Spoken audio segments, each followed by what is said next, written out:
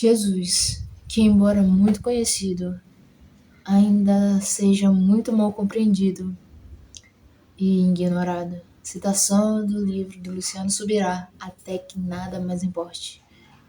E assim, começando mais o vídeo. Deus fez uma cruz, se pregou nela e deu um trono para o homem. Se pregou nela e deu um trono para o homem.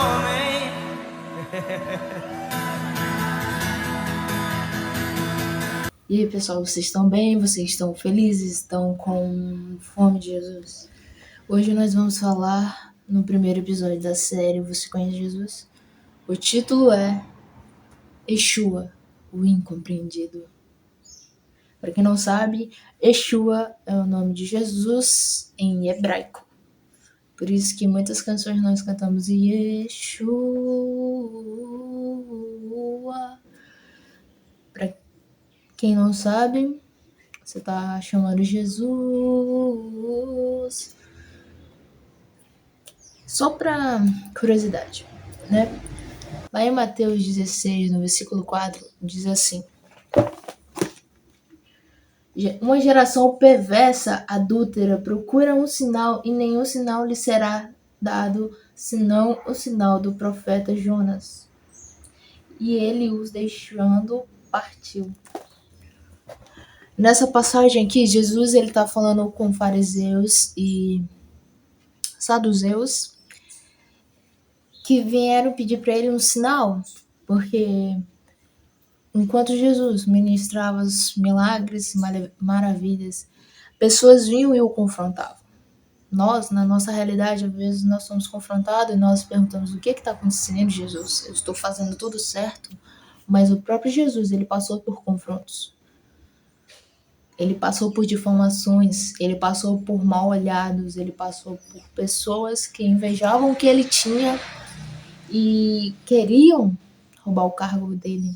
Sabe, aquele homem de Nazaré, porque Jesus é um homem que nasceu de uma virgem Nazaré, e após anos de vivência, ele começou a ministrar ensinamentos, ele começou a ser um professor para o povo, para aqueles homens que ele separou, que ele chamou os seus discípulos, e para multidões que se vinham a ele por causa dos milagres, por causa das suas palavras, por causa da sua sabedoria.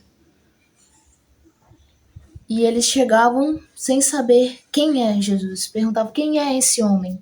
E muitos o confrontavam para que se revelasse através das suas atitudes, através dos seus milagres, quem é esse homem que tanto faz milagres, que tanto prega a palavra, porque eles seguiam a Torá e Jesus ele ministrava segundo a Torá.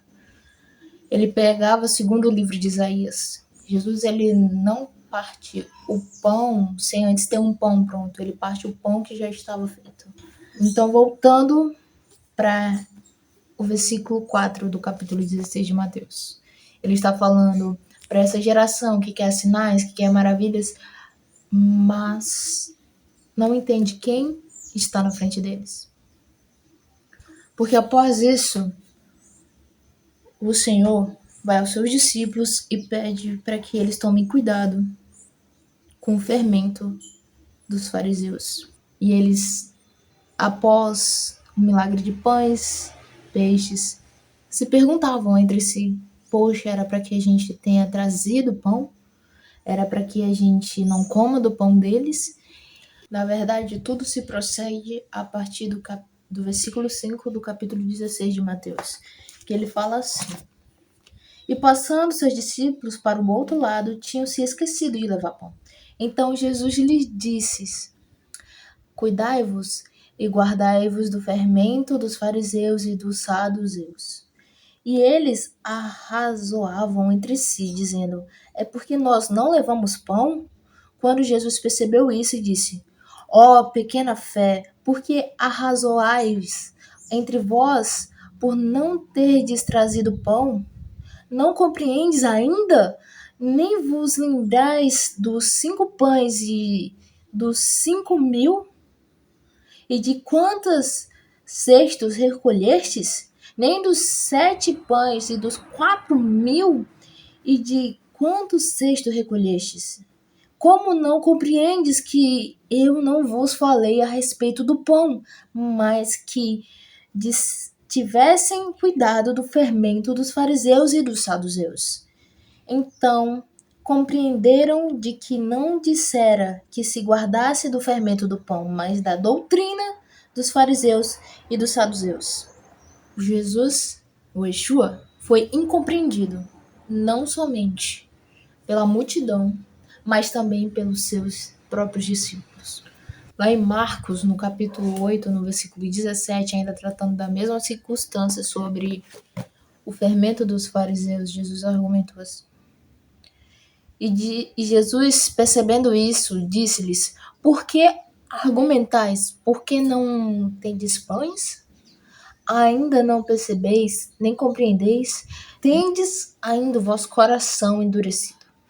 Tendo olhos, não vedes, tendo ouvidos, não ouves, e não vos lembrais quando eu parti 5 pães entre os 5.000, quando sedes cheios de pedaços, quanto ao cesto cheio de pedaços tomastes, e eles disseram-lhe 12.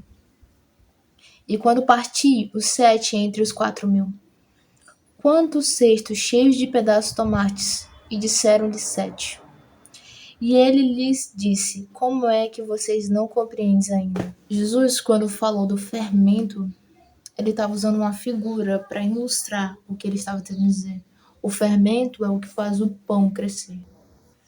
O Senhor estava tentando relatar, tentando avisar, tentando prevenir, para que assim não se perdesse a essência.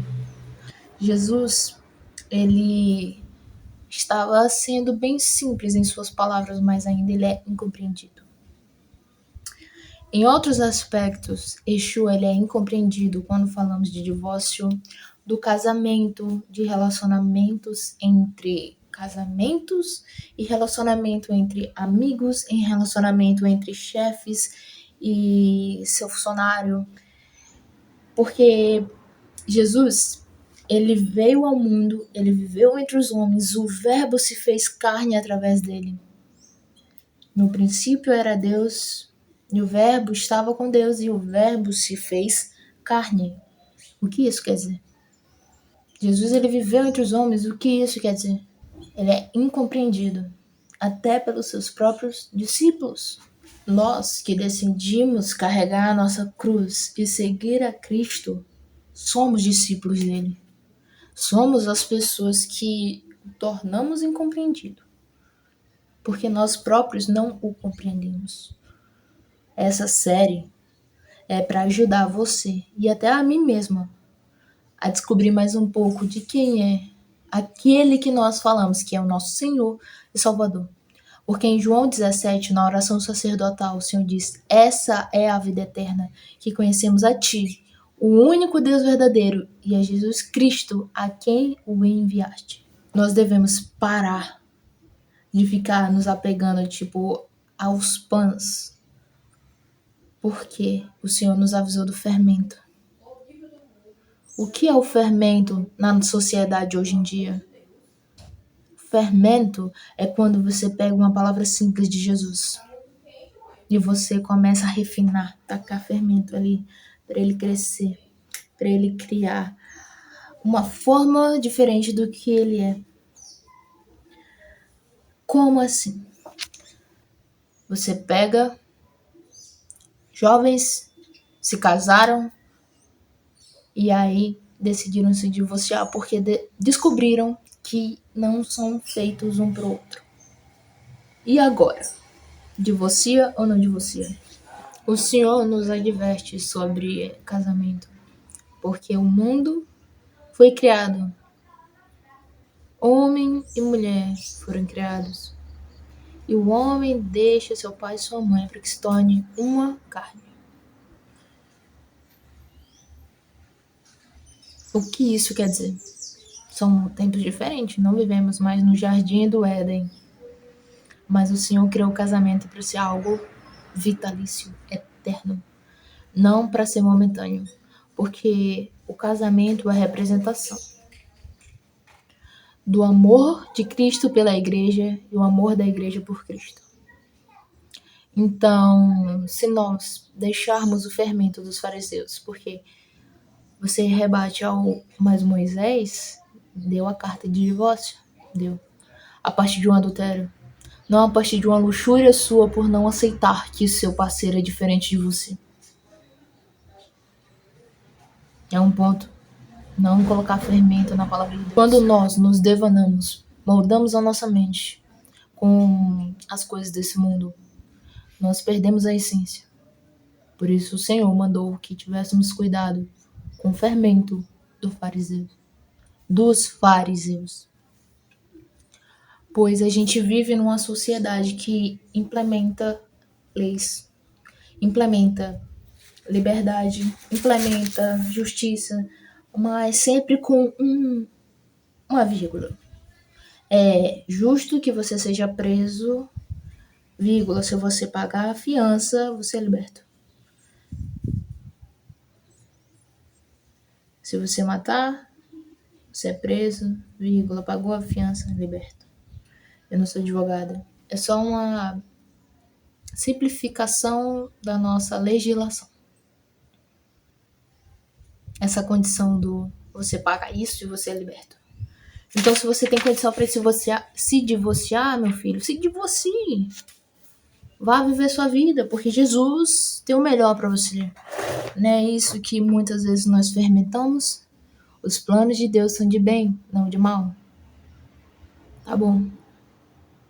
Mas vamos conhecer Yeshua, Jesus de Nazaré, o carpinteiro, o Cordeiro de Deus que tira o pecado do mundo. A história dele. Ele nasceu, cresceu, amadureceu para um propósito de bênção, de maravilhas. Calma aí, filhão. Jesus teve que ser chicoteado, ser humilhado, ser crucificado, morrer por 3 dias e ressuscitar para assim ser glorificado. Sacrifício. Ele se entregou à morte. E por isso nós somos salvos. Então, por quê? Nós decidimos que não devemos sofrer, não devemos nos sacrificar, mas devemos ter um casamento bem-sucedido, mas devemos ter uma família com riquezas, mas devemos ser prósperos, mas nós não queremos pagar um preço, porque é solamente a graça. Mas graça sem obras não tem equilíbrio. Porque se nós somos salvos pela graça, nós temos uma mudança. E assim nós vivemos algo diferente. E aí o Senhor quer que nós cooperamos com Ele. Nós somos salvos pela graça. Não há obra nenhuma que você possa fazer, que eu possa fazer, que o mundo possa fazer, que possa se comparar com o que Cristo fez. Não tem. Porém, quando decidimos se casar, decidirmos encontrar uma pessoa, decidimos ter uma relação, nós decidimos viver o que Cristo projetou, o que o nosso Senhor Deus projetou. O que é a projeção do Senhor Deus? Que o marido ame a sua esposa como Cristo ama a igreja e que a esposa se submeta ao marido como a igreja se submete a Cristo. Sem fermento. Sem mais. Como a minha mãe diz, sem mimimi. É isso? Mas isso daqui foi só um exemplo. O que eu quero focar é que você e eu conheçamos o verdadeiro Jesus.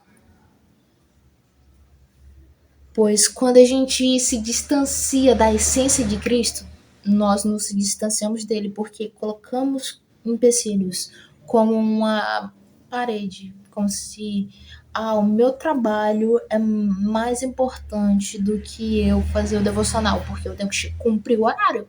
E o Senhor diz que nós devemos ser produtivos, não devemos ser preguiçosos. Eu não estou falando que é errado, que é para você parar de trabalhar. Não, mas preste atenção. Você pega, colocou aquele tijolinho entre você e Cristo, aí vem um estágio, aí vem outra coisa, outra coisa, outra coisa, outra coisa, outra coisa, outra coisa. E mesmo que você esteja tentando cumprir princípios, você está quebrando outros. Cristo, ele veio para cumprir a lei, foi isso que ele falou. Eu vim para cumprir a lei, não para quebrá-la. Então, por que nós achamos que podemos quebrar a lei? A gente precisa entender que o Evangelho, ele tem um sacrifício. Cristo morreu na cruz e ressuscitou no terceiro dia. Mas Cristo morreu. Cristo se sacrificou. A gente pode ver na Bíblia, em Mateus 16, no versículo 21, em Marcos 8, 31, em Lucas 9, 22, ele falando, predizendo sua morte, e todos eles falam sobre o sofrimento que ele vai sentir, sobre a injustiça e sobre ele ressuscitar o terceiro dia. Ele fala sobre sofrer, ser assassinado na mão dos homens. E a injustiça que ele iria sofrer. Mas em toda vez ele finalizava dizendo que ao terceiro dia ele ressuscitaria. Então precisamos entender que há um sacrifício. E que nós, se morremos com Cristo, nós seremos glorificados com Ele. Lá em Apocalipse, no capítulo 2, versículo 7, diz: aquele que tem ouvidos, ouça o que o Espírito diz às igrejas. Aquele que vencer, eu darei de comer da árvore da vida, que está no meio do paraíso de Deus. Aí nós entendemos que devemos ouvir. Mas como ouvimos se estamos muito ocupados? Nós devemos buscar e tirar as distrações para conhecer e compreender o verdadeiro Yeshua, o verdadeiro Jesus de Nazaré. E esse foi só o primeiro episódio da série. Espero que Deus te abençoe. Deixa o like, comenta e compartilha para abençoar a vida de outras pessoas também. Se inscreve no canal. Venha ser junto com nós mais um dos vários seguidores de Jesus. Jesus te ama, eu também, e que Deus te abençoe.